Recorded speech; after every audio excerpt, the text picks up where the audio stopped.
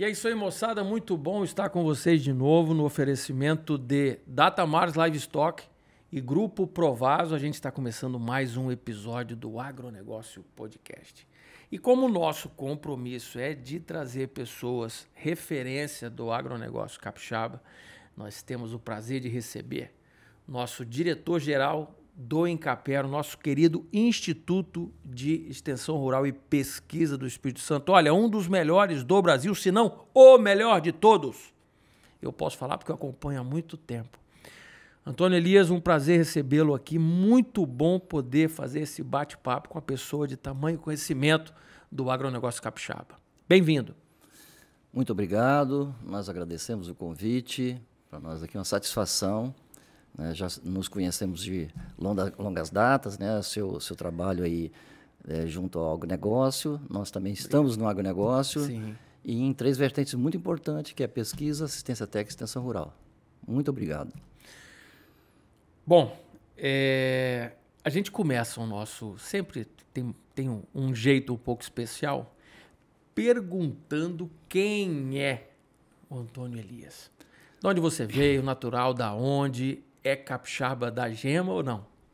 Sou capixaba da Gema, sou de Santa Teresa, Terra município boa. de Santa Teresa, na parte mais baixa de Santa Teresa, na parte quente de Santa Teresa, mais precisamente dentro da antiga Escola Agrotécnica Federal de Santa Teresa. Nasci dentro daquela escola, meu pai era servidor daquela escola, é vivo ainda, com 98 anos. Que benção. Nasci lá, estudei lá, fiz técnico agrícola lá, né? Depois saí para fazer agronomia. Então, eu sou formado em agronomia pela UFES, e depois fui para Viçosa fazer mestrado em extensão rural. Então, eu sou um extensionista de carreira. Você é extensionista do Incapera. Sou extensionista do Incapé, mas trabalhei também em extensão em outras instituições. Sim. Né? Comecei trabalhando na UFES, Universidade Federal do Espírito Santo, lá em Alegre, depois... me pediram para fazer um trabalho lá em Parnaíba, Piauí, né? Lá tinha um centro de treinamento, né? de alunos.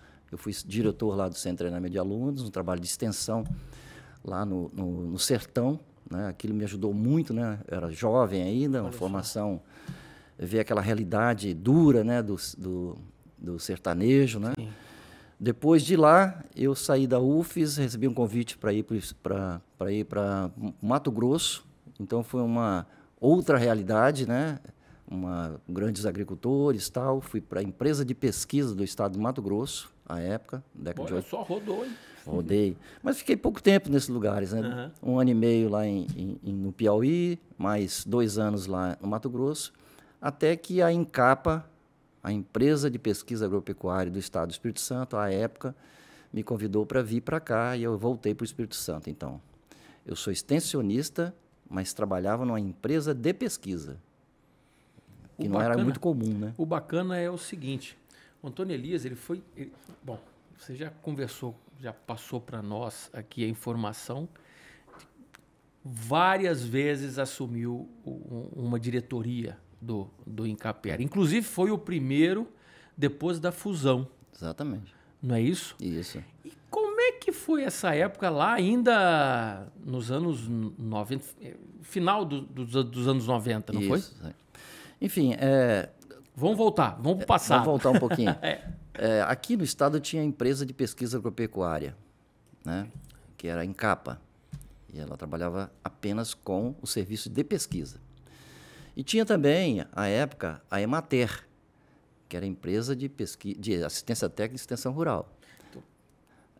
Pesquisa e extensão, não era junto. Não era junto, eram em instituições diferentes, né?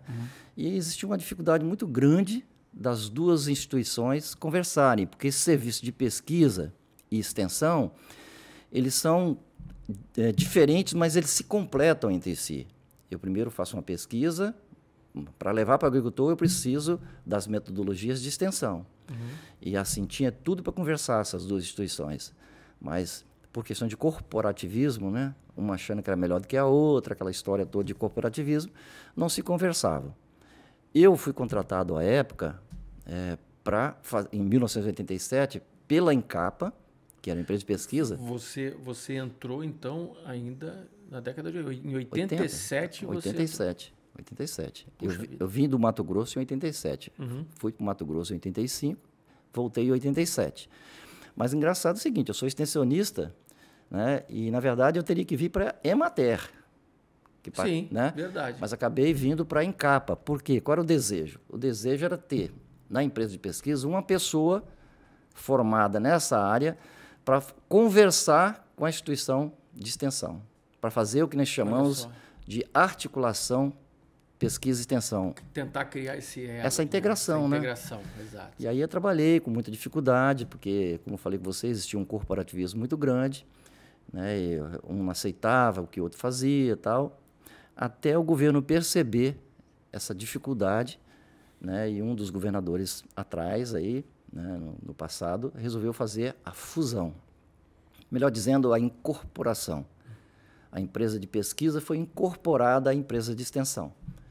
E, imediatamente, foi fundada a Encaper, com o E. Encaper. Encaper. Isso em 1999. E o que aconteceu? Nesta época, o secretário da Agricultura, que era à época, me convidou para ser diretor técnico da Encaper. Então, você foi o primeiro diretor técnico da Encaper. Pós-fusão. Isso. Em 2000, ou seja, um ano depois, houve um projeto de autarquização. O que seria isso? Na verdade, nós fomos transformados a instituto de empresa, que é um tipo de personalidade jurídica, passamos para instituto, aí passou para Encaper. E aí eu continuei como diretor técnico do Encaper. Depois veio outra política, eu saí como diretor técnico, voltamos em 2003, né, aí com o governador Paulo Artung, à época, né, e eu entrei como diretor técnico de novo, e aí fiquei... Nessas idas e vindas aí, quantas vezes já? 6. Pelo menos 6 vezes. 6 conhecem. 6 conhecem. Então, entra diretor-presidente e eu continuava como diretor técnico, né? Que bacana. Não entrando em política, mas a gente sabe, né? A importância de você ter um personagem de carreira, né? Principalmente em órgãos de pesquisa e extensão. Órgãos extremamente importantes no suporte ao produtor rural. Então, assim, poxa, você está de parabéns. Nós recebemos há pouco tempo o Enio também. O Enio também é um belo exemplo, né, de profissional técnico que está à frente da nossa Secretaria de Estado da Agricultura. Muito legal, bacana. Então, essa trajetória minha, a gente costuma, quando conversamos, eu e o Enio, a gente lembra, assim, praticamente tudo que eu escrevi, né, teve a parceria do Enio, e muitas coisas que ele escreveu teve a minha parceria. Então, a gente foi, inclusive, da mesma sala, trabalhamos juntos o tempo inteiro, e foi 6 anos presidente do Encaper, e eu fui diretor técnico com ele. Então, assim, tem uma vivência técnica junto há muito tempo. Que bacana, que legal. E o instituto, um instituto que realmente chega junto com o produtor. Eu me recordo, anos atrás, ali, não sei, 2009, 10, mais ou menos, o Encaper se posicionou como uma das referências a nível de Brasil, ganhando concursos e tudo mais. Você estava nessa época? Estava nessa época. Então, quando chegamos em 2010, né, aí conta-se normalmente 11 anos, né, 99 até 2010, dá 11 anos. E aí, nesses 11 anos aí, eu fui diretor técnico pelo menos 5 vezes aí. Organizando a turma. Isso. Porque inicialmente é aquela história, né? Às vezes há uma certa ciumeira, vamos dizer assim, da equipe. E no início, administrar conflito deve ter sido uma coisa de rotina, né? Na verdade, você está formando uma outra empresa, né? Sim. Uma empresa que estava separada, né? Agora vocês vão trabalhar juntos, né? Sim. E com todo aquele corporativismo que eu te falei que existia, isso é típico das empresas, né? Mas a gente trabalhou muitas metodologias de integração, tal. Hoje convive muito bem pesquisadores, extensionistas, né? Graças a Deus, né? Vieram também os concursos públicos, aí você vem um conjunto de pessoas, né? Um contingente de pessoas e profissionais novos para formar um outro cooperativismo, mas agora o cooperativismo do Encaper. Lembrando também que em 1996 eu fiz concurso do IFES, passei no concurso do IFES, né? Ao mesmo tempo que eu era diretor, servidor do INCAPER, eu também era professor do IFES Campus Santa Teresa. Então, aposentei em 2016, desculpe, e a partir do momento que eu aposentei, então eu assumi o IFES em tempo integral lá em Santa Teresa. Você aposentou pelo Instituto? Aposentei pelo Instituto. Sou servidor aposentado do INCAPER. Que fantástico, que bacana. O INCAPER, eu estava observando aqui, e você trouxe um dado extremamente interessante, né? 68 anos o Instituto completa esse ano. E você vivenciou boa parte disso aí. Sim. O que mudou de lá para cá? Você consegue fazer uma comparação? Na verdade, assim, mudou. O panorama do agronegócio mudou muito por causa das inovações que entraram. E demoraram um pouco. As inovações normalmente vêm para a parte mais urbana, começa na parte urbana, nas instituições urbanas, nas privadas, demoram muito na pública.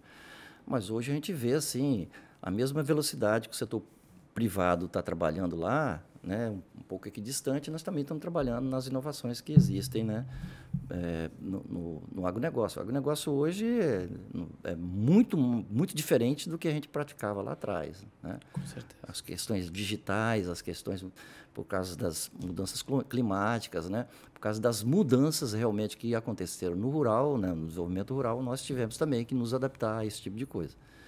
Eu só queria lembrar, Alfredo, que eu acho que a gente tem que fazer menção a algumas coisas, né? Eu estava lá no IFES, né, aposentado do INCAPER, mas lá no IFES trabalhando, e recebi o convite, né, do Enio, né, que é meu parceiro técnico, né, sempre foi, para assumir de novo o INCAPER. E a gente, no início, relutou um pouco, né, que já tinha uma ideia já de aposentar e tal,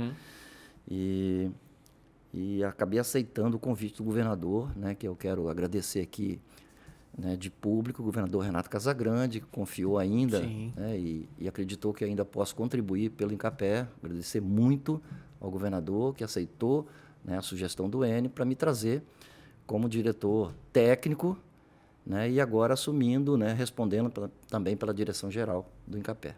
Mas eu vou te falar uma coisa. Você não vai conseguir aposentar. Tantos anos trabalhando, dedicado, né, a esse propósito sensacional, né, maravilhoso que é o agronegócio, né, à frente de pesquisas, à frente da extensão. Você não vai conseguir, não. Foi até bom você voltar. A tentação realmente é muito grande, mas assim, eu gosto muito da área, gosto do que faço, né, e é muito bom, a gente fala com os jovens que estão chegando aí nos concursos novos, que é muito bom trabalhar naquilo que você gosta, né? Sim. Você faz com prazer, né? E, na verdade, é o seguinte, o meu propósito era aposentar, né, final de 2023, né? Já tinha conversado com a família, né? E investir na arte bonsai, como eu te falei, que é um hobby bacana que eu tenho, né? Nós vamos falar disso aí. 25 anos. E a ideia era... Então, o bonsai está esperando um pouquinho agora, né? A gente não larga, não, mas ele está um pouquinho esperando e só trabalho sábado e domingo neles. Não, bacana. A gente sabe que com tantos afazeres e compromissos, a gente sabe que tem que ter uma válvula de escape para reabastecer as energias. Isso aí. Mas deixa eu te perguntar. O INCAPER sempre se destacou por trabalhos, por pesquisas e tudo mais. Ao longo dessa história sua frente ao INCAPER, o que você destaca mais para a gente?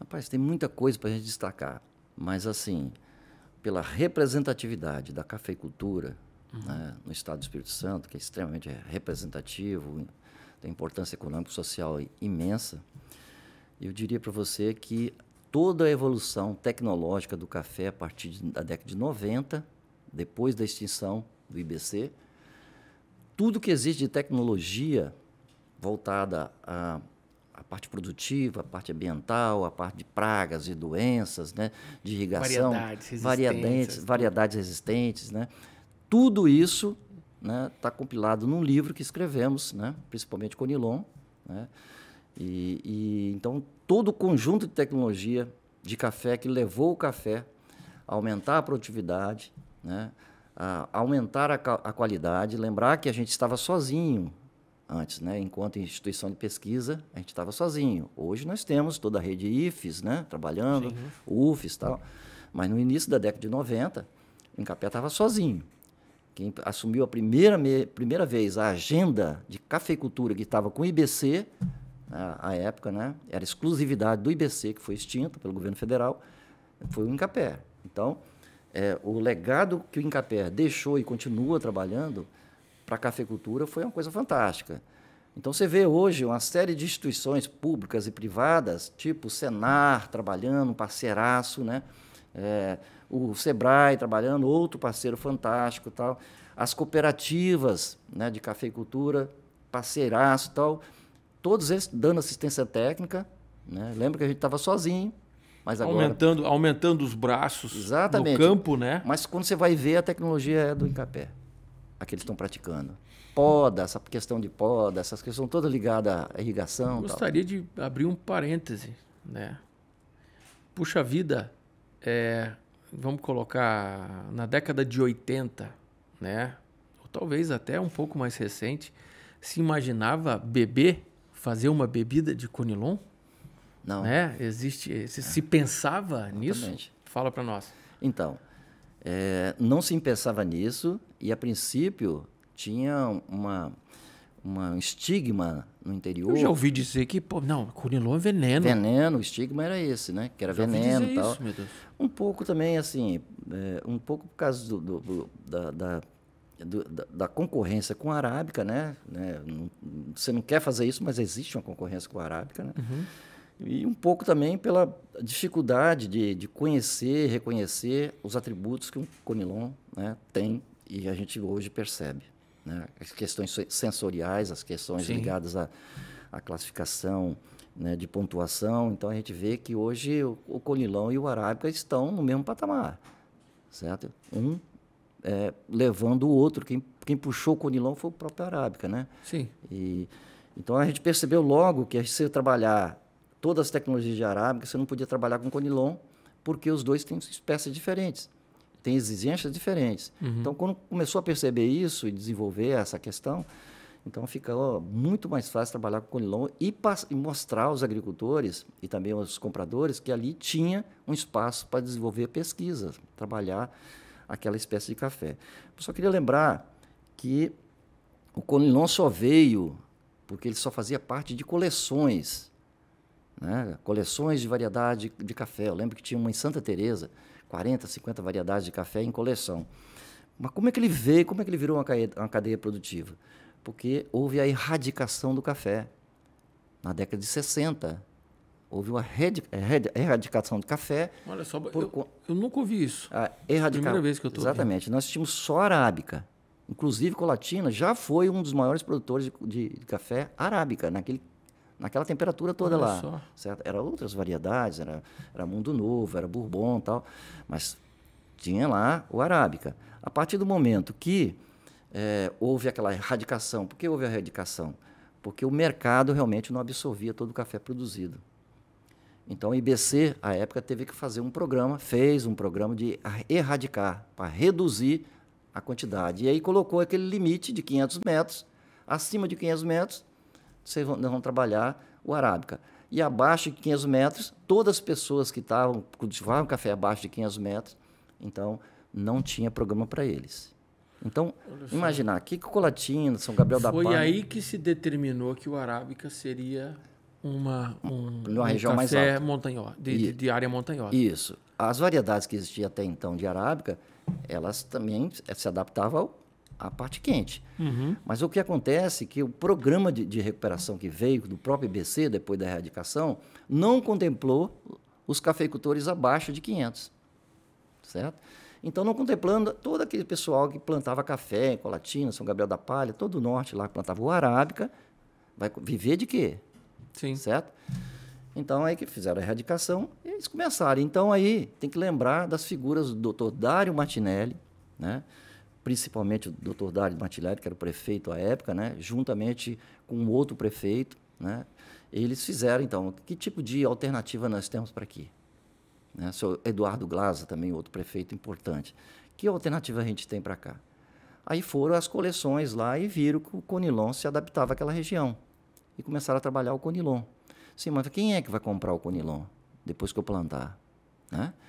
Aí tiveram com o seu Jones Tristão, da Real Café, nossa Real Café aqui, e disseram para o seu Jones, que tal a gente trabalhar o Conilon? Ele falou, pode plantar que eu compro tudo, né, que está sendo feita a fábrica aqui de café solúvel.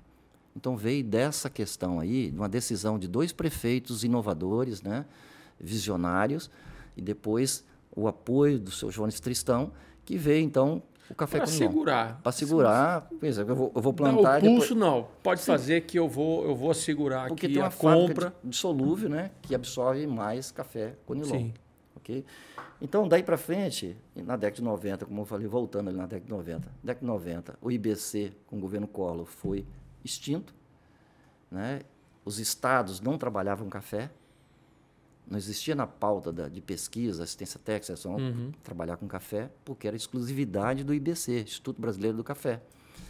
Como ele foi extinto, as fazendas aqui no estado, fazenda de Marilândia, fazenda de Venda Nova, as fazendas que o IBC utilizava para fazer pesquisa, passaram para o estado, passaram para o Incapé, e daí para frente a gente começou a fazer as pesquisas no norte do estado, com o Conilon, e na região alta, com o Arábica.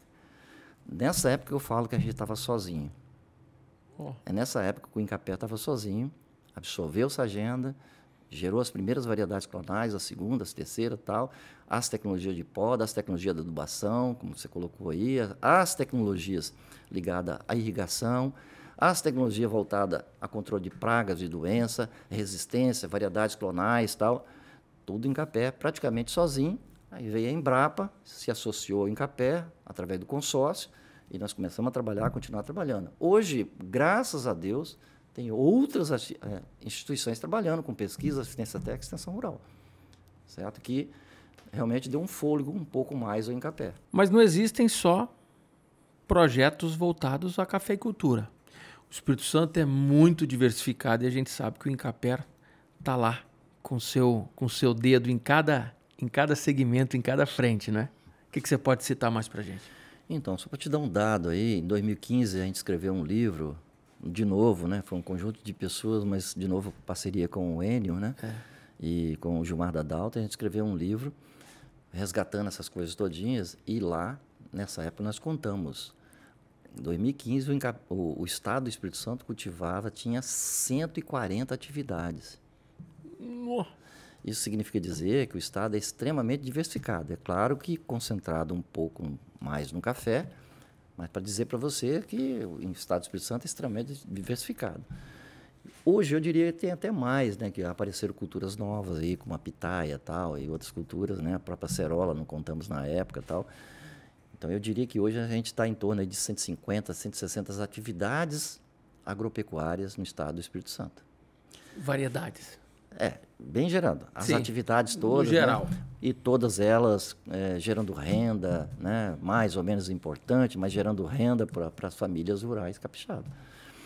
Bom, aí, além do café, eu gostaria de despontar também um trabalho muito bem feito também com tecnologia de mamão, a parte de fruticultura. O Espírito Santo já se desponta já há alguns anos, né, na produção de mamão, com exportação de mamão. Né? Sim.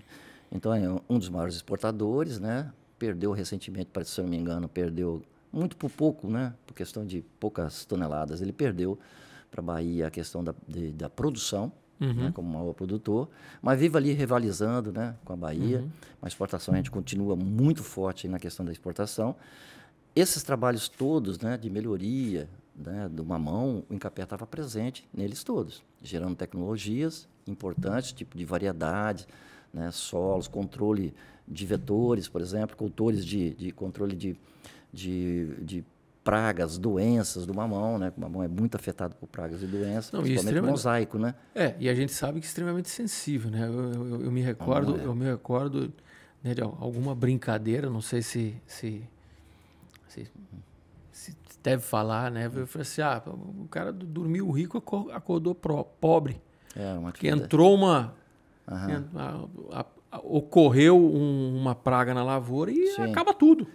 acaba tudo, a lavoura vai embora praticamente. Já tivemos realmente muitos problemas com meleira, por exemplo. A meleira entrou, uma doença, né, realmente bem impactante na cultura. E lastra mesmo, né? Isso. Hoje já tem manejos, né, sugeridos pelo INCAPé, com pesquisa do INCAPé, a questão ligada ao mosaico, controle do mosaico, né? Foi criada, inclusive, uma profissão chamada mosaiqueiro, que é aquela pessoa... Aquele personagem que vai olhar. Olhar, já viu os sinais do mosaico, ele vai lá e corta aquele pé, tira da lavoura, né, enterra na lavoura. Então, gerou, inclusive, uma profissão nova, né? Isso tudo no trabalho do INCAPé. Mas eu quero destacar que em 1998, o INCAPé, junto com a Universidade de São Paulo, lá, com pesquisadores de São Paulo, nós estudamos a questão ligada à mosca das frutas. Porque os Estados Unidos não tem essa praga lá. Então, assim, eles vieram, interromperam a exportação por causa da mosca das frutas aqui, né? Um país tropical, tem bastante proliferação de mosca da fruta e tal. E, à época, então, o Davi Martins, nosso pesquisador, juntamente com a equipe dele, né, com o Zé Ares Ventura e mais outros pesquisadores, definiram exatamente o ponto de colheita, até aquele ponto de colheita onde a praga não faz o furo, né, não faz a intervenção no fruto, até ali. E aí estudou isso aí até o ponto, até quanto eu posso, né, colher o mamão, que não está levando... Ele não tem risco de estar levando ali... Isso para os Estados Unidos.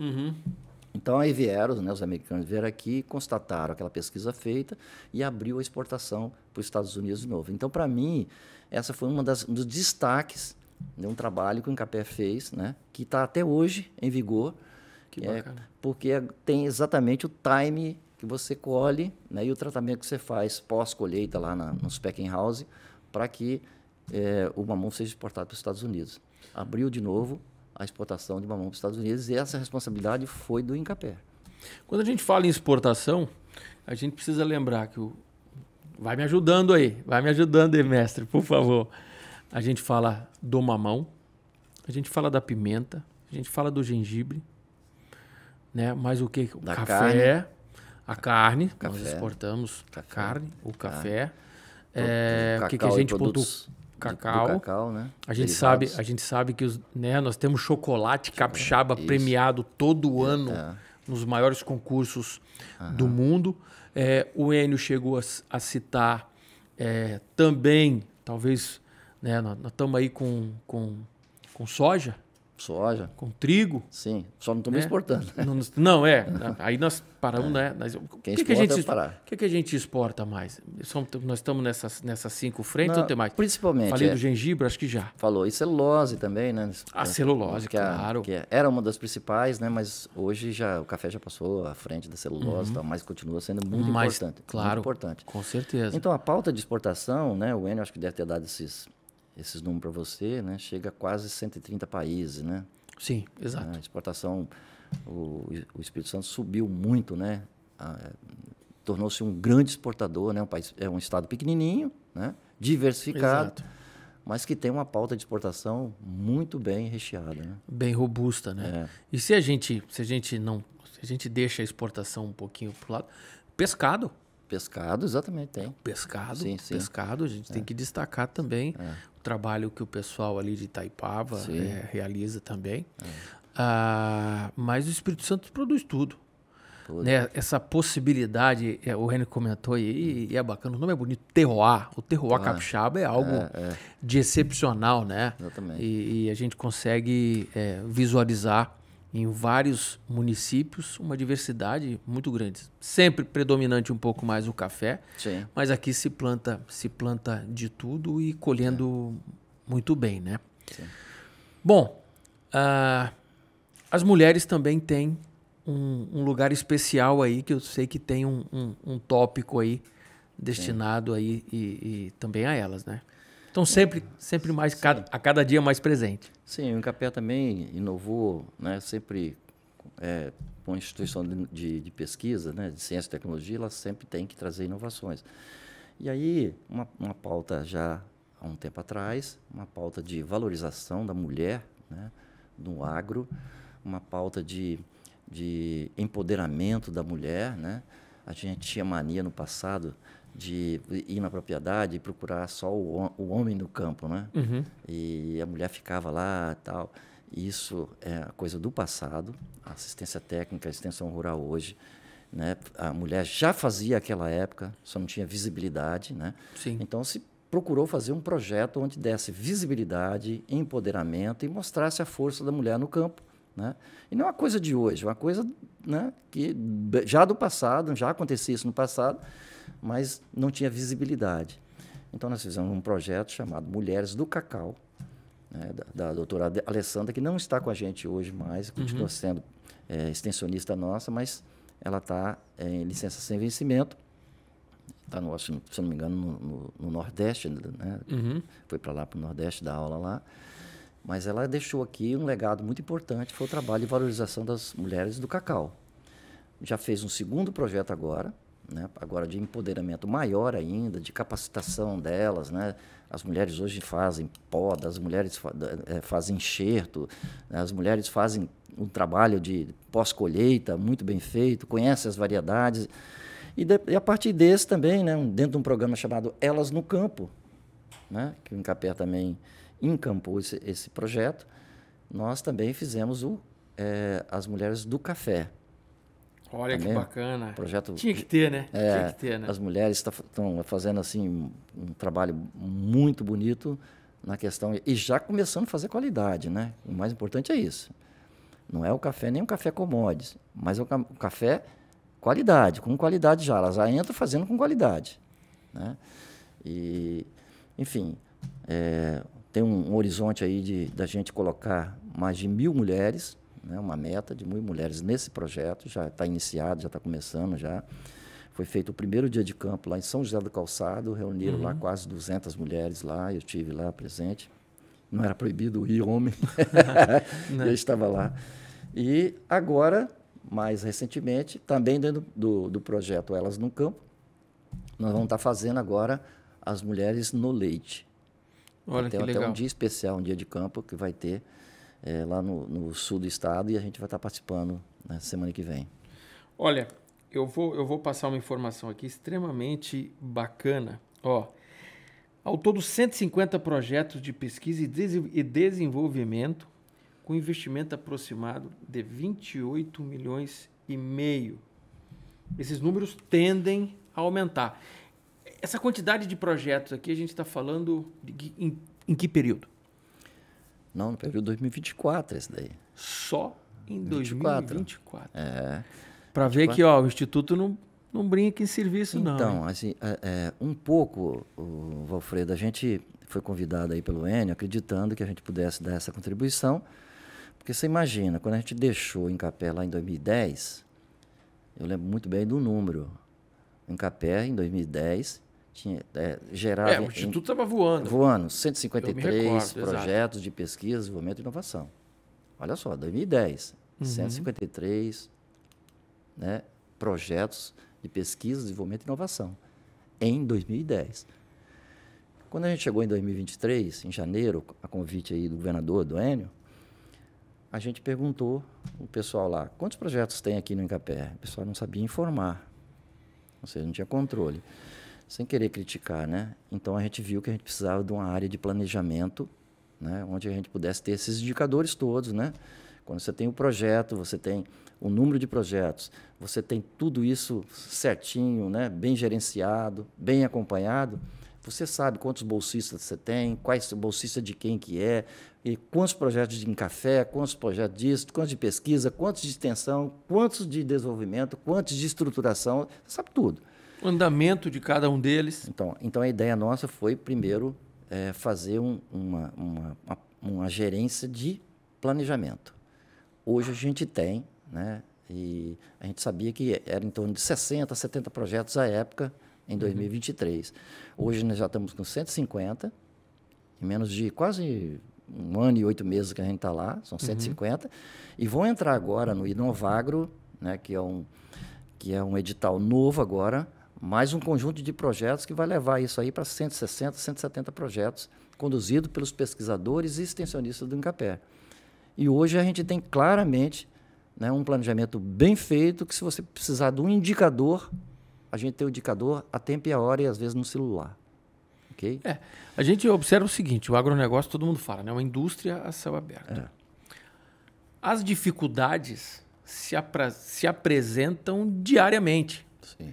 Se você não tem um suporte, se você não tem uma informação, se você não tem acesso à tecnologia, ao suporte, à informação, a coisa com certeza fica bem mais difícil. Sim. E quando a gente fala em dificuldade, os desafios são grandes, não são? Sim. Então, outra coisa que eu acho que a gente poderia pontuar, que eu acho que é uma qualidade do Espírito Santo, é a questão lá, desde 2003, né, que o Estado tem um plano, né, de desenvolvimento da agricultura capixaba. Isso começou em 2003. Na época, quem inovou com isso foi o secretário Ricardo Ferraz. Na época, ele era secretário de Agricultura.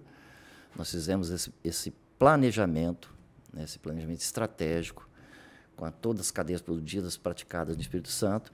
Depois, em 2007, ele foi revisitado, reajustado. Depois, em 2015, ele foi de novo reajustado, revisitado, conversando com os agricultores, com as lideranças rurais, com as instituições, tudo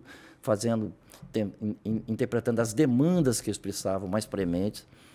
E agora, em 2023, esse governo entregou o planejamento número 4. Quer dizer, nós estamos extremamente atualizados com o que o campo quer. E aí, todas as instituições... Nós estamos falando do PDAG. PDAG 4. PDAG. Isso. O que as instituições, né, pretendem, tipo o INCAPé, tipo o IDAF, estão colocadas lá no PDAG. Então, hoje, nada é feito fora daquele mapa de navegação que é o PDAG 4. Todas as nossas pesquisas, a participação em editais, junto com a FAPES, que é um parceiraço também, gostaria de citar, que é a nossa Fundação de Amparo, todas elas estão linkadas com aquelas, né, colunas colocadas lá e aquelas demandas colocadas no PDAG 4.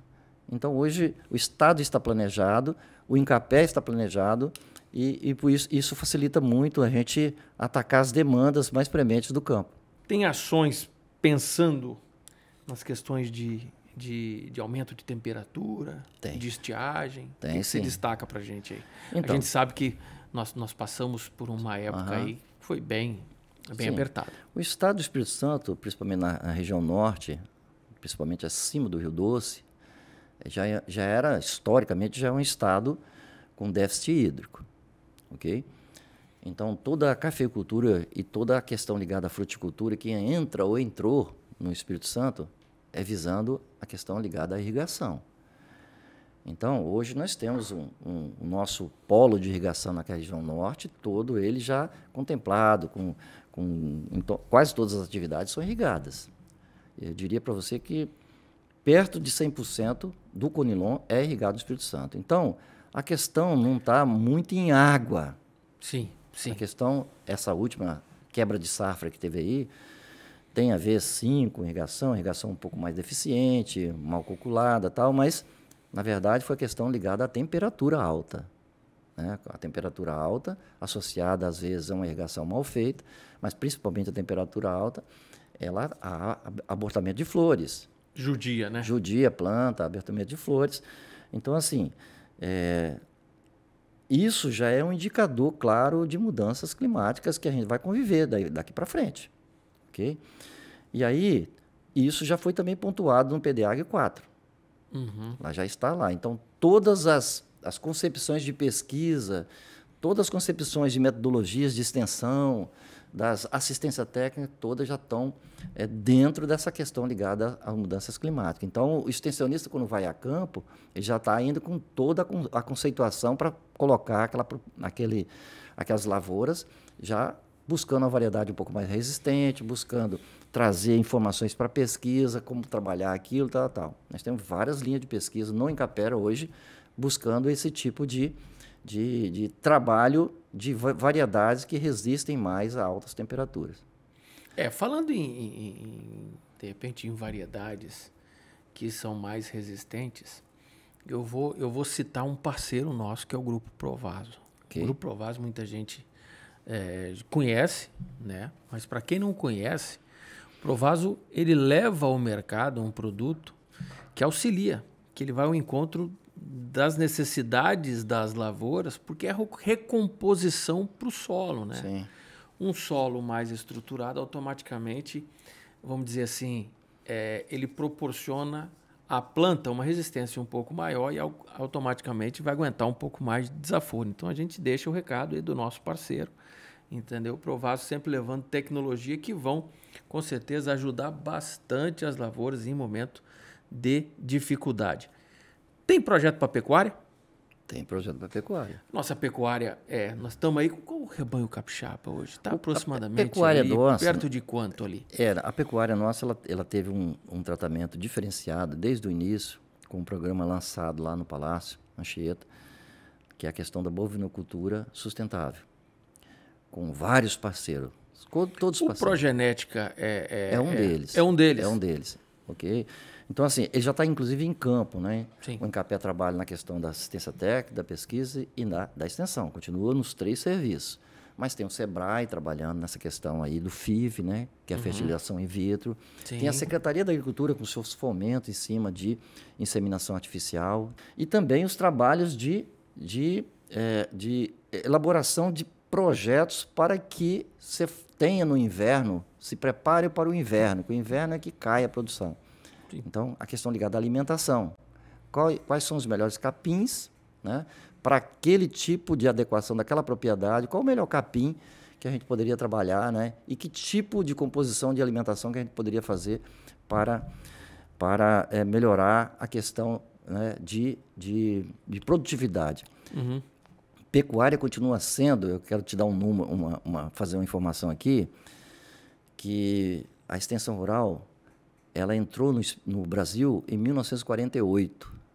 Ela veio dos Estados Unidos, né, toda a concepção de extensão rural, e entrou em 1948 numa cidadezinha de Minas Gerais chamada Santa Rita do Passa Quatro.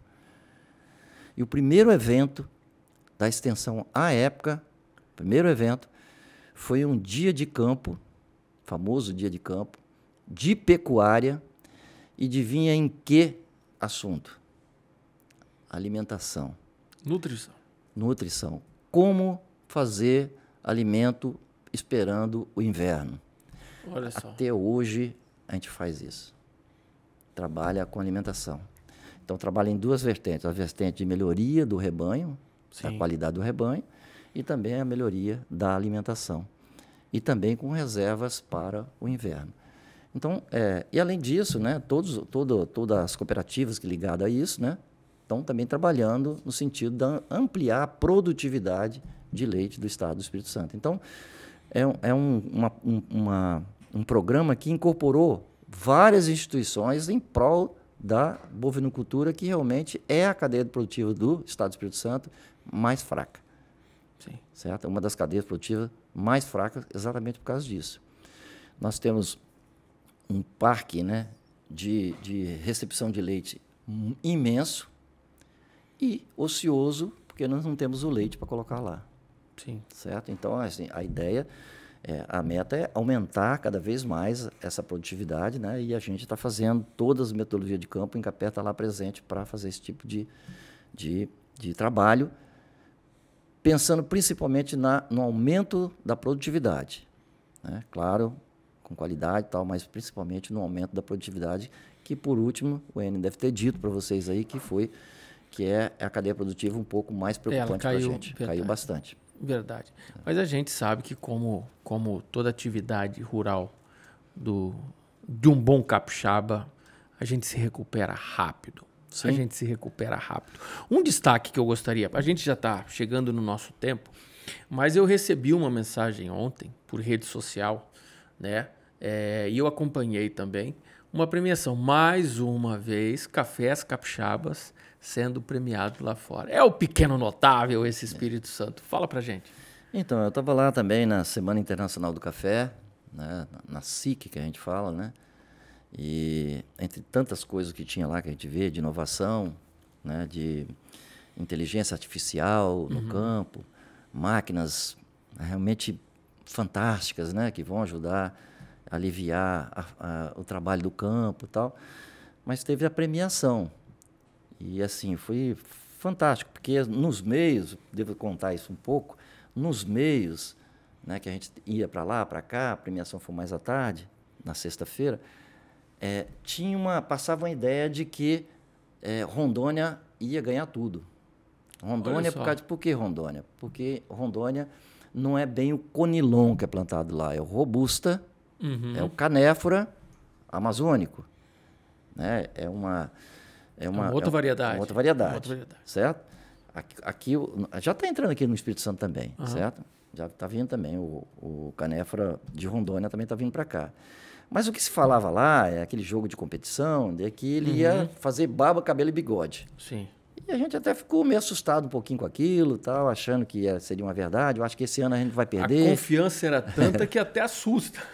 Eles estavam lá presentes, né? Os técnicos, os pesquisadores de Rondônia, os produtores, tudo lá presente, tá? Já esperando realmente um resultado fantástico, né? daquele estado. Só, camarada, que nós fizemos de novo barba, cabelo e bigode. Que bacana. Então, dos 10 principais, dos 10 melhores prêmios de Arábica Conilon, nós ficamos com 7. 7 dos 10. Que bacana. Certo? Então, assim, foi uma festa mesmo, tal, e enfim, mais uma vez, provando que o trabalho, né, desenvolvido pela Secretaria da Agricultura, né, sob a coordenação do Enio e do Michel, né, e os outros subsecretários, e do governador do estado, realmente está no caminho certo. Me fala rapidinho do Antônio Elias, bonsaísta. Esse é o nome? Explica pra gente como é que começou esse negócio aí, fala para nós. Me conta. Então, camarada, assim, o bonsai sempre me atraía, como é que eles poderiam, com aquela técnica deles lá, e que técnica seria essa que faz com que a gente possa fazer miniaturas de plantas, né? E com aquela coisa que você olha para o bonsai e você fala, estou vendo uma planta lá na natureza, só que aqui é a miniatura. O que faz diminuir aquela planta, o que faz aqui, não é nada genético, tá? É só técnica de poda de raiz e poda de parte aérea da planta. Certo? Eu ouvi, só um parêntese rápido, eu já tive aquário em casa, e eu ouvia, na época do aquarismo, o pessoal falou, não, se você coloca um peixe, por mais que ele venha a crescer, por conta do ambiente, ele é da natureza, ele se limita. É mais ou menos isso? Isso é verdade ou não? Não tem nada a ver. Não sei. Não, animal, me reverteu isso aí, mas não tem nada a ver. Não, eu tiro uma planta adulta. Né? Adulta mesmo, já produzindo e tal. E com técnicas e mais técnicas, 5, 6 anos, a gente põe num vaso dessa altura. Desse tamanho. Então não quer dizer, o bonsai não é uma mini planta, não. Não é uma mini planta. Ela só em tamanho, mas ela produz do mesmo jeito que produz uma planta grande. Por exemplo, uma jabuticabeira, a gente faz ela dessa maninha. Faz da jabuticaba. Jabuticaba, normal, certo? São técnicas de podas, de raiz, seleção de galhos, né? De equilíbrio da parte aérea com equilíbrio da parte subterrânea, que é a raiz.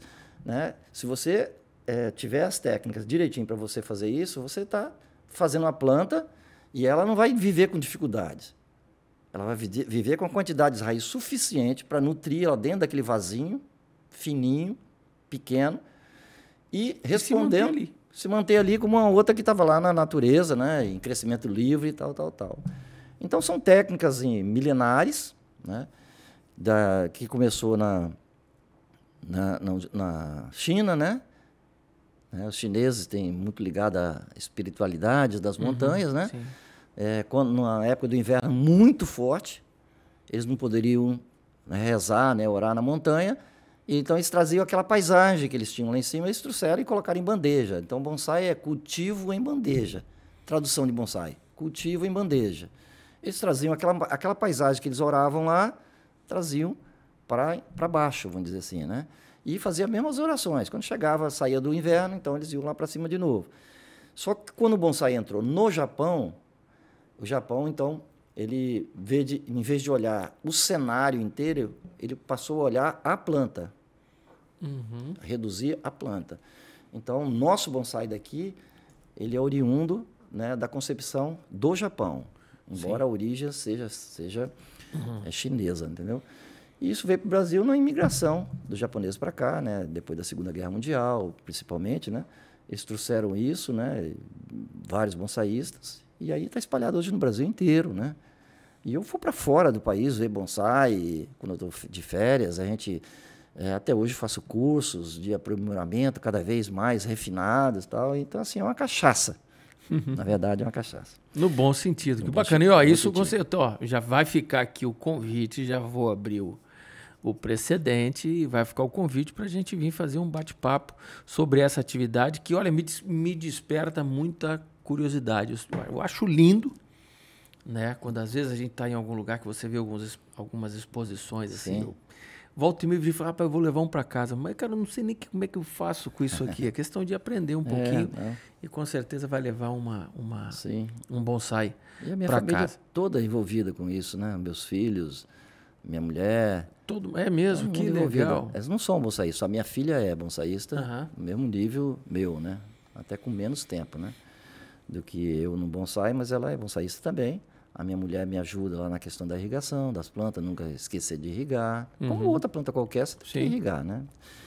E um filho meu também fez o meu curso, né? E o outro me ajuda no Instagram e tal, e assim por diante. Que legal, que bacana. Você comercializa? Não. O meu é hobby mesmo. Sabe? É um hobby que eu trago assim, há 25 anos. Então, se você me permite, eu gostaria de dizer de uma data que aconteceu dia 6 de dezembro, agora, que eu gostaria de fazer uma referência a um profissional do mais alto gabarito, da mais alta importância para o desenvolvimento rural. Não só aqui no Espírito Santo, como no país como um todo. Sim. Que é o extensionista. Olha. Dia 6 de dezembro passado foi o dia do extensionista, o dia da extensão rural no país. Porque foi nesse dia, 6 de dezembro de 1948, que a extensão rural entrou no Brasil, vindo da concepção dos Estados Unidos. Então, a esse profissional extensionista, a minha gratidão, eu sou também extensionista, como falei desde o início, parabéns. A minha gratidão ao trabalho que esse pessoal faz, né, na promoção do desenvolvimento rural, na promoção das famílias rurais do Brasil e principalmente do Espírito Santo. Então, minha gratidão. Fica aqui a nossa homenagem também a todo esse time que tem uma responsabilidade muito grande. E se o agro brasileiro chegou nesse nível de excelência que nós alcançamos, com certeza é por conta do acompanhamento e do trabalho desses profissionais. Olha, parabéns, fica aqui a nossa gratidão também. Estamos encerrando, faz uma mensagem de Natal, afinal de contas nós estamos em dezembro, Natal está batendo na porta, Réveillon também. Faz uma mensagem para a turma aí, deseja boas festas. Isso, começar com a você, né? Um bom Natal, você, sua família. Obrigado. E a sua equipe de trabalho aqui, aos servidores do Incaper, administrativos, de campo, das fazendas experimentais, pesquisadores, extensionistas, né? Administrativos, como já falei, né? Um bom Natal e já falar também um bom ano 2025 para a gente e tal. E a todos, né? Capixabas, produtores rurais, que é a nossa razão de ser, né? Enquanto Incaper, né? Um bom Natal, boas festas, feliz ano novo, já falar do ano novo também, que a gente não vai, de repente, se encontrar. E a gente vai encerrando, como é tradição, olha, um regalo para você. Guardar com muito carinho, tomar cerveja nele. É, isso aí, é para isso mesmo. Para isso aí. Abre aí, ó, tem a nossa logomarca, tá muito bacana. Nossos convidados recebem o copo do nosso canal Agronegócio, do Agronegócio Podcast. Aí, ó. Bacana, muito bem legal. É isso aí. Obrigado. Beleza? Obrigado. Antônio, obrigado mais uma vez pela oportunidade. Eu sabia que eu não ia errar quando eu falei, não, tem que levar. Eu sabia, muito conhecimento e a gente fica muito grato pela sua participação, por você doar um pouco do seu tempo e vir fazer esse bate-papo conosco. Bom, nós vamos encerrando no oferecimento de Datamars Livestock e também Grupo Provaso, mais essa edição aqui, mais esse episódio do nosso Agronegócio Podcast. Fica aqui o meu convite, se inscreve no canal Agronegócio lá no YouTube, você vai ter todas as nossas exibições personagens extremamente importantes já passaram nesse último mês aqui no nosso canal. Também no nosso Instagram, canal Agronegócio. Beleza? Forte abraço, obrigado pela oportunidade mais uma vez, até a próxima.